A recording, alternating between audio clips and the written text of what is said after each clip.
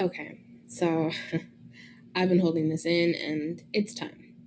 So I started rewatching Abbott Elementary and yeah, I made it through the first four episodes and suddenly I'm ready to write a strongly word letter to the entire school board. Because look, I didn't see the first time. It's been a while, okay? No pun intended, seriously. But the way that school is barely holding it together, honestly, same. So, welcome back to I Know It's Been a While. So, the podcast where I rant about TV like it personally offended me. I'm Livy, and today we're talking about chaos in the classroom, emotionally constipated men, and TikTok teachers begging for pencils. Let's get into it. First, okay. If you've been under a rock or you just haven't been ready for workplace comedy that'll make you squeal, but also make you wheeze laugh, Abbott Elementary is for you. It's kind of a mockumentary style sitcom set in a wildly underfunded public elementary school in Philadelphia. Just think The Office, but black, broke, and full of teachers who are trying to save the world with construction paper and expired dry erase markers. Created by and starring Quinta Brunson, literal queen. This show is painfully real and way too funny. And these first four episodes already sent me on an emotional roller coaster. But first, let me give y'all a rundown of the main characters. We have Janine Teagues, played by Quinta Brunson. She is Captain Optimism. She's delusional, but well-meaning. Janine is that teacher that shows up on day one with laminated posters, way too much energy, and we can save the school attitude. Sis is doing the absolute most with the very least, and honestly, bless her heart, she really believes that one well-worded email will fix the whole education system. She's like the definition of I'm fine, and she is so not fine. Like, she is always one inconvenient away from an emotional spiral, but still keeps smiling. That gives me something to look forward to in life. Not as a teacher, but like in general. Next, we have Barbara Howard, played by Cheryl Lee Ralph. Barbara is basically the matriarch of the school. She's giving respect her or don't speak at all energy. Barbara walks in like she has tenure at the school and at church. She teaches like she runs the building, and let's be honest, she does.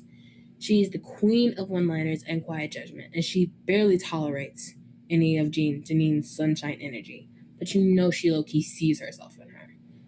Barbara said Jesus take the wheel, but meant the entire school district. This woman is tired of all the foolishness, and you can see it in every eyebrow raise, okay?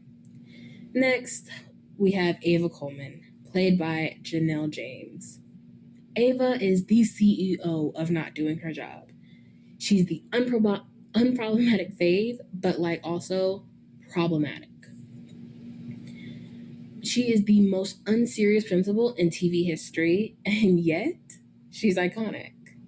She literally blackmails her way into the job. She gives zero professionalism and operates on pure chaos. She spends more time live streaming and doing hair flips than actually running the school. And she hits on Gregory like HR isn't a thing.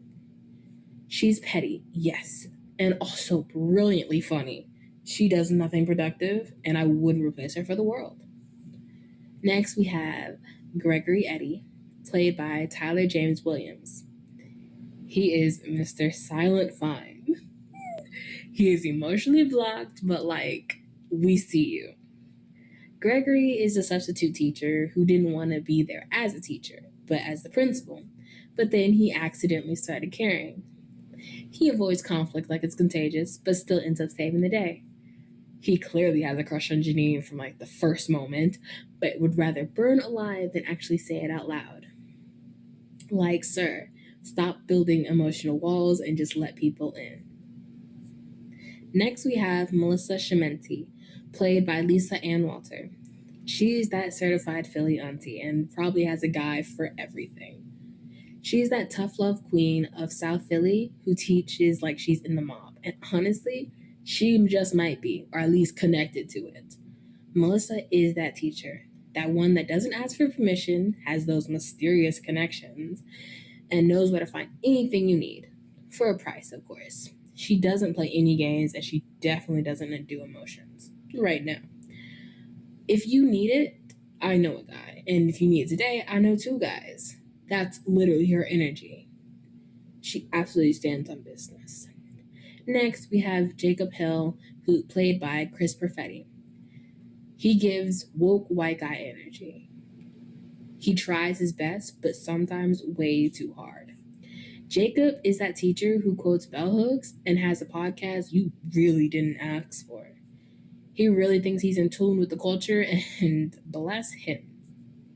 But overall, he is genuine, kind, and loyal. He just needs to tone down the I read a book about that energy. Like, dude, stop. And last but never least, Mr. Johnson, the janitor, played by William Stanford Davis. He is the conspiracy theorist king. He is unbothered and employed. This man is a legend. No one knows his schedule. He appears, drops these hilarious one liners that make no sense, and then just vanishes. I believe he may have been a CIA agent in a past life. He be like saying things that sound ridiculous until they don't. He's like that chaotic fortune cookie with janitorial keys. Those are the main characters. There are other characters, but these are basically the center. So,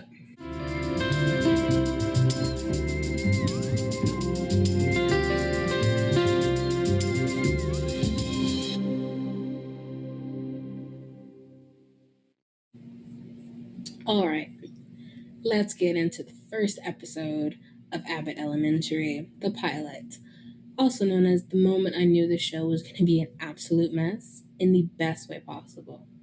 From the second Janine opened her mouth, I was like, we are in for something special. She walks in with that Disney Channel teacher energy. You know, the elbow grease, motivational posters, probably has a Pinterest board called Classroom Dreams, giving fresh out of college and ready to change the world with dry erase markers and hope energy. And meanwhile, the entire school is literally falling apart. You got teachers kicking kids, lights flickering, ceiling tiles hanging by a thread, and Janine comes in like, if we just believe in the power of education, everything will work out. Girl. Now let's talk about the true agent of chaos, Ava Coleman. She didn't just become a principal, she schemed her way in, like blackmail and vibes only. This woman is in the office, watching TV, ignoring emergencies, and openly flirting with Gregory like she doesn't work with children. Ma'am, go do a walkthrough or something. She brought in a whole camera crew and just let them become part of daily life. Meanwhile, a kindergartner is probably chewing on a desk and Ava is filming TikToks in the hallway. She's the most unqualified, unbothered principal I have ever seen, and somehow I love her. Like, I do not support her leadership. If she was in my school, I'd probably transfer. But I do support her chaos. Now let's talk Barbara, our church mother, our elder, and our don't try me role model. She has been through it all and she has had enough. Janine comes at her with all this, let's do a group lesson plan energy. And Barbara hits her with, God hasn't spoken to me about that yet. She does not give shade. She gives total eclipse, and I scream for it. She is elegance, experiments, and just enough side-eye to hold the whole school together. Now Jacob. Jacob, he tries really hard. Jacob is self-explanatory. He is that woke white guy who means well. No one asked him to speak, and yet. But even